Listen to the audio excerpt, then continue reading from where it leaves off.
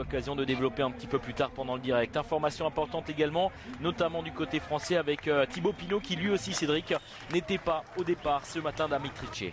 Mauvaise nouvelle pour Thibaut Pinot et la formation FDJ.fr, puisque j'ai l'impression que Thibaut Pinot n'arrive pas à sortir des maladies, des problèmes de santé. Vous savez, il avait déjà dû quitter prématurément la route du Tour d'Oman sur une angine. Et on n'a jamais senti un Thibaut Pinot percutant sur les routes de Tirreno Adriatico. C'est pas inquiétant pour les courses qui vont avoir lieu cet été, mais c'est vrai que psychologiquement ça va commencer à être dur. Ça serait bien si on pouvait retrouver le vrai Thibaut Pinot, celui que l'on avait sur les routes du Tour de France il y a 2 ans maintenant. Avec des attaques évidemment dès les premiers mètres, dès les premiers kilomètres.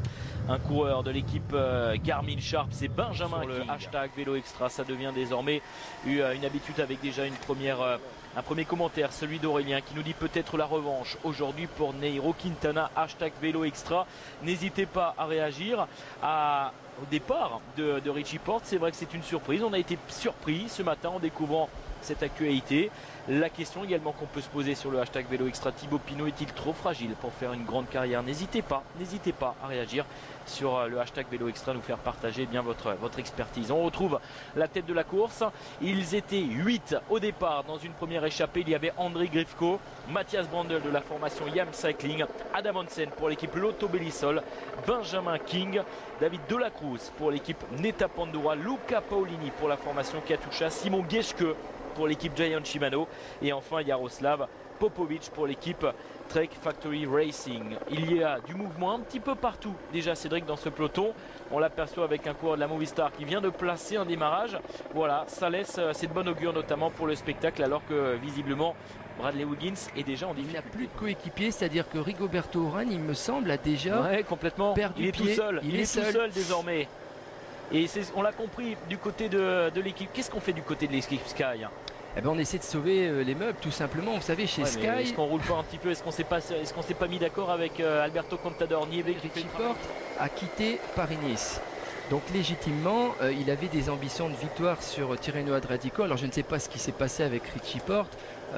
Toujours est-il qu'il n'a pas pris le départ ce matin. Et c'est vrai qu'après la chute malheureuse de Geraint Thomas hier sur Paris-Nice, qui a dû quitter la route de la course française, après la défection de Christopher Froome sur Tirreno Adriatico, on est en droit de se poser la question de savoir ce qui se passe chez Sky. Regardez ce qui se passe. Contador, à 32 km de l'arrivée, est en train de remettre le feu. On a quand même le sentiment de retrouver là le Alberto Contador et bien des plus belles années. Regardez le démarrage d'Alberto Contador, personne ne peut répondre. Visiblement cette fois-ci Nairo Quintana, Cédric, ne peut pas suivre l'attaque du coureur espagnol. Et non, et si on peut revoir cette image au ralenti, Contador a grand plateau, il me semble. Il avait le grand plateau, il vient de passer. Regardez Quintana qui est derrière, qui essaie de rentrer, mais tout simplement Kwiatkowski ne peut pas répondre. Kwiatkowski essaie de limiter la casse.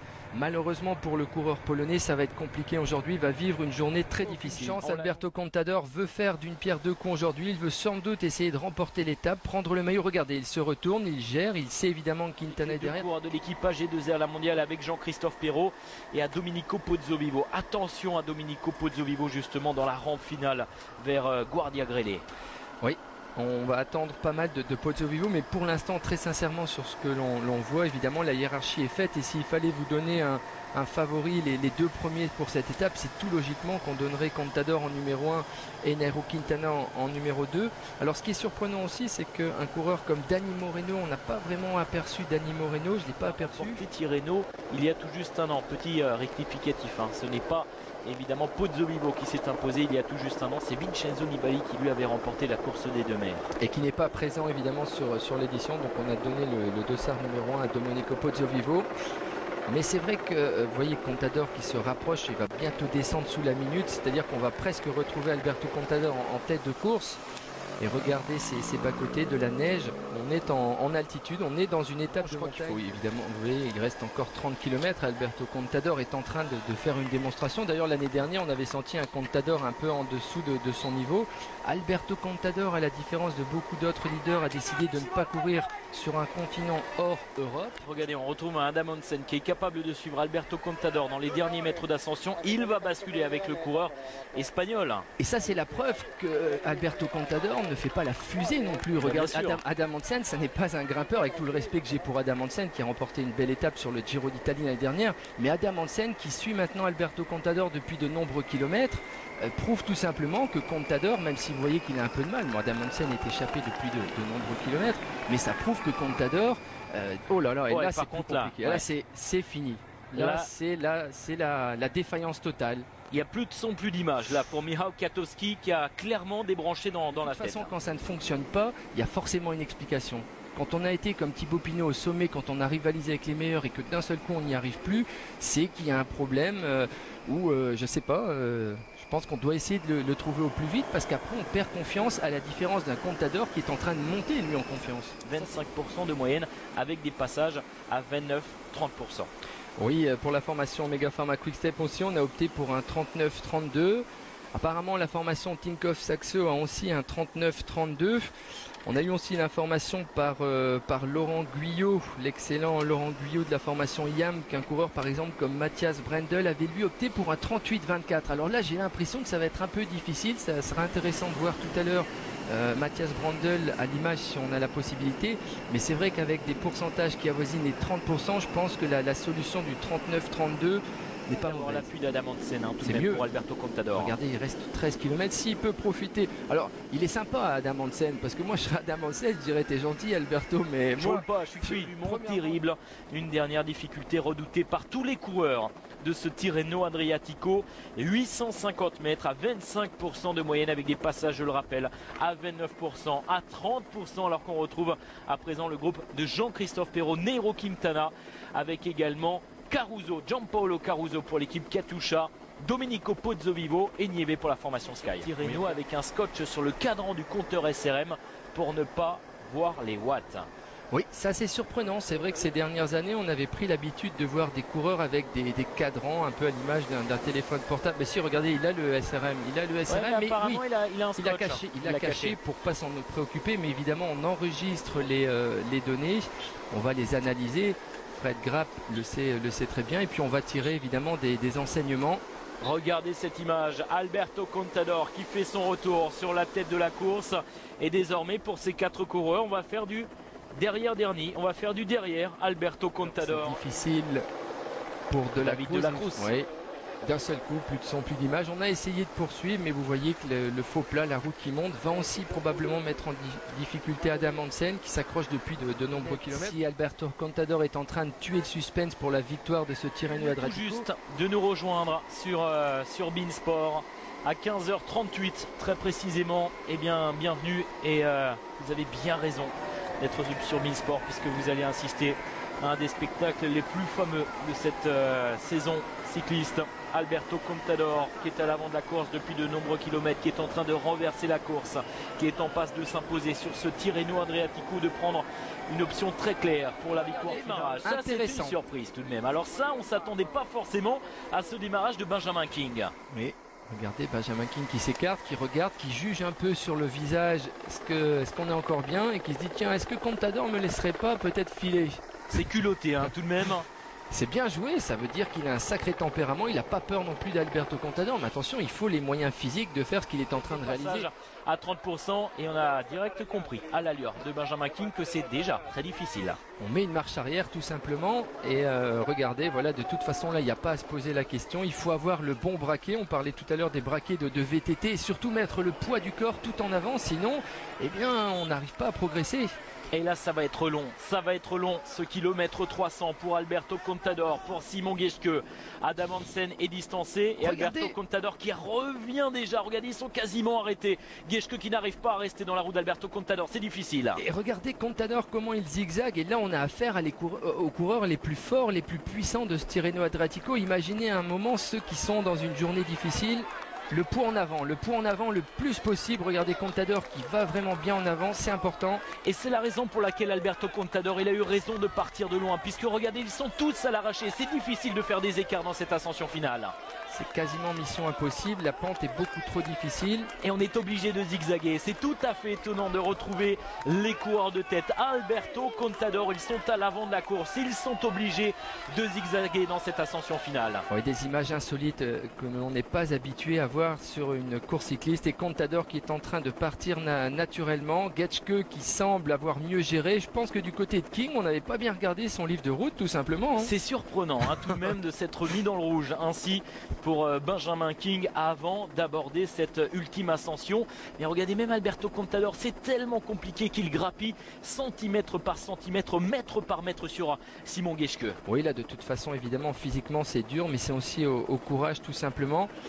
On voit que Contador a encore les moyens de se mettre en danseuse. Par moment, vous voyez qu'il essaie quand même de rester assis sur la selle. Et pour l'instant, la fréquence de pédalage, même si elle est un peu saccadée, est quand même relativement bonne. Là où on se trouve dans du 30%. C'est pas trop mal pour Alberto Contador. C'est vrai qu'il arrive à conserver un petit peu de vitesse. Il se retourne tout de même pour juger de l'écart, notamment sur les poursuivants. Peter Sagan, on a perçu aussi un très bon enseignement pour Milan-San Remo la semaine prochaine. Et Getschke, vous voyez qu'il reste plus ou moins au contact. Pas beaucoup de différence entre Contador qui ne s'envole pas. C'est au couteau dans ce final. Alberto Contador qui se retourne, qui lui aussi essaye aller de zigzaguer, même si pour l'instant il arrive tout de même à conserver sa trajectoire, mais on sent qu'il est à la rupture. Et Geschke qui s'accroche bien. Il revient Geschke. Regardez Geschke qui est en train d'essayer de prendre le sillage de la moto de dépannage neutre qui suit Alberto Contador, puisqu'évidemment les voitures de directeurs sportifs ne sont pas autorisées à monter. On comprend évidemment pourquoi. Et Geschke qui est en train de revenir tout doucement, mètre par mètre, sur Alberto Contador. Ouais, parce que finalement Geschke, c'est vrai qu'il est à l'avant de la course depuis de nombreux kilomètres. Il est parti très tôt ce matin, mais lorsqu'il a senti Alberto Contador revenir, il en a peut-être gardé sous la pédale. Il est là, Géniès, pas mal, Alexandre Géniès qui est dans le groupe Sagan. Et Geschke qui revient sur Alberto Contador qui est à l'arraché. Il est parti de loin, Contador. Ça fait quand même 30 km qu'il est en train de tout donner. Oh, c'est terrible. Hein. C'est terrible et... Voilà, on a deux hommes en tête, donc si on avait démarrage, Contador qui démarrage une nouvelle fois d'Alberto Contador qui place un démarrage, finalement il en a gardé sous la pédale. Alberto Contador, voilà le passage à 29% également sur ce virage, les tout derniers hectomètres pour Alberto Contador. Plus de 4 heures et 50 minutes de course pour le pistolero qui est en passe, Cédric, de décrocher une deuxième victoire consécutive et d'endosser le maillot bleu de leader. Oui, il a un peu laissé espérer Geschke puisque le coureur de la formation Gian Shimano a réussi à reprendre le sillage de Contador. Voilà maintenant 550 km de plat pour Alberto Contador avant de se présenter dans les 250 derniers mètres, eux aussi en légère montée, enfin légère montée du 12% quand même, mais c'est vrai que quand on a passé du 30%, ça paraît beaucoup moins difficile. Benjamin King qui va prendre une belle place d'honneur a priori, l'objectif étant aussi d'aller chercher la deuxième et troisième place. Alberto Contador qui a réussi là à remettre du braquet. Adam Hansen, on n'a pas réussi à revenir du côté de Pozzo Vivo ou alors Jean-Christophe Perrault. La voiture, voilà, de la formation. Si on les a laissés passer. Ça c'est surprenant. On retrouve Alberto Contador dans la dernière ligne droite. Quel numéro du pistolero, deuxième victoire d'étape consécutive. Il va endosser le maillot bleu de Litter. Il a tapé du poing sur la table. Attention, ce virage à droite, aucun problème pour Alberto Contador qui relance. Simon Geschke qui n'a pas encore baissé les bras. Tout de même 250 mètres de la ligne d'arrivée avec un final à 12% pour Alberto Contador qui se retourne et qui a prouvé qu'il avait de l'orgueil. Il voulait remporter ce Tirreno Adriatico. On n'a pas encore annoncé sa victoire, ce n'est pas encore mission accomplie pour Alberto Contador, mais tout de même il prend très clairement une option pour la victoire finale. Quelques mètres encore à parcourir pour Alberto Contador et aller décrocher un nouveau succès qui a parfaitement géré plus de 30 km d'échappée en solitaire. Il est revenu sur la tête de la course, il a déposé tous ses adversaires, tous ses concurrents, Nairo Quintana, Michał Kwiatkowski, et voilà la victoire pour Alberto Contador. C'est un geste qui devient une habitude pour Contador, le pistolero, deuxième position, Cédric, pour Simon Geschke qui n'a pas démérité. Oui, un peu à l'image de ce qui s'est passé sur Paris-Nice avec Carlos Betancourt qui a remporté 2 étapes consécutives. On a un Alberto Contador qui va s'emparer du maillot de leader de Tirreno Adriatico en remportant 2 étapes de façon consécutive. Chapeau Alberto Contador. Grand spectacle aujourd'hui. Il fallait un Alberto Contador aujourd'hui pour revenir sur Benjamin King, pour revenir sur Adam Hansen, sur Simon Geschke. Perrault, il est là, Jean-Christophe Perrault. Jean-Christophe Perrault qui va faire une très belle opération classement général. C'est bien joué. Alors c'est dommage pour Jean-Christophe Perrault évidemment que les coureurs qui le séparent d'Alberto Contador vont essayer de prendre les bonifications, mais on est en train de voir un Perrault qui monte en puissance et qui va être à une très belle place ce soir. Ça va être intéressant. Il a fait une belle montée. Visiblement Jean-Christophe Perrault On retrouve Nairo Quintana, Gianpaolo Caruso, Pozzovivo également dans ce groupe. Adam Hansen qui se retourne, qui en termine à 1 minute du vainqueur Alberto Contador. Et on devrait logiquement voir arriver Jean-Christophe Perrault qui va faire une belle remontée, Cédric, au classement général. Oui, qui va faire une belle remontée. Tout à l'heure, il était pointé à 1,50 d'Alberto Contador. J'ai l'impression que Jean-Christophe Perrault a fini un peu plus fort que le coureur espagnol. Regardez le braquet important emmené par Jean-Christophe Perrault qui fait un final exceptionnel, qui a repris du temps Alberto Contador. On a presque repris 25 secondes pour Jean-Christophe Perrault, bravo. Pour l'instant, c'est le coureur qui est monté le plus vite, incontestablement. Jean-Christophe Perrault, voilà, on retrouve Nocentini également. Nairo Quintana, déception, il n'était pas bien aujourd'hui, le Colombien. Non, une journée sans, et c'est vrai que sa formation, c'est elle qui a mis le feu dans l'avant-dernière difficulté du jour. On aperçoit aussi un petit peu de discussion avec Pozzovivo. Ouais. Et voilà Nairo Quintana, une journée sans pour enfin une journée sans, pas une journée exceptionnelle. Pour gagner, il faut être exceptionnel, il faut être super. Aujourd'hui, l'homme qui était super, c'était Alberto Contador. Et celui qui était en revanche dans une journée sans, alors qu'Alexandre Géniez va en terminer pour l'équipe FDJ.fr avec Chris Horner, le dernier vainqueur du Tour d'Espagne. Le grand perdant incontestablement aujourd'hui, Cédric, c'est le Polonais Michał Kwiatkowski et bien sûr la formation Mega Pharma Quick Step. Kwiatkowski éjecté du podium, qui n'a jamais été en mesure de rivaliser avec Alberto Contador et Nairo Quintana. Je pense que Kwiatkowski doit être déçu évidemment ce soir. Il ne s'attendait pas à perdre de cette façon le maillot. On s'attendait à une bagarre entre Kwiatkowski, Quintana et Contador dans la dernière ascension. Il n'en a pas été. Je crois que Kwiatkowski va maintenant se tourner vers d'autres objectifs. On va retrouver cet homme dans une semaine pour Milan. C'est facile de bien gérer. Benjamin King a tenté, alors je ne sais pas, je pense qu'il ne devait pas vraiment se rendre compte de ce que représentait 30% dans une ascension finale. Regardez Contador qui n'y croit pas forcément et qui sait qu'il est revenu à un niveau important. Il sait qu'il envoie actuellement un message fort au monde du cyclisme dans sa globalité. Le maillot bleu de leader. Voilà le top 10 de l'étape du jour avec, regardez, une nouvelle performance collective de l'équipage G2R La Mondiale avec 3 coureurs dans le top 10. Jean-Christophe Perrault est 5e, Domenico Pozzovivo pointe à la 8e position et Rinaldo Nocentini, lui, est 10e. Kwiatkowski est en train de regarder, voilà, il arrive avec Wout Poels. On sait, on a perdu tout espoir, et vous savez, terminer à 4, 5 ou 6 minutes, peu importe. Regardez les écarts, ils sont importants. Contador qui devient donc le leader de cette 49e édition du Tirreno Adriatico, 2 minutes et 8 secondes d'avance sur Nairo Quintana. Roman Kreuziger complète le podium, il est 3e à 2 minutes et 15 secondes. 5e position pour Jean-Christophe Perrault qui fait une belle remontée puisqu'il passe, Cédric, de la 15e position ce matin à la 5e position.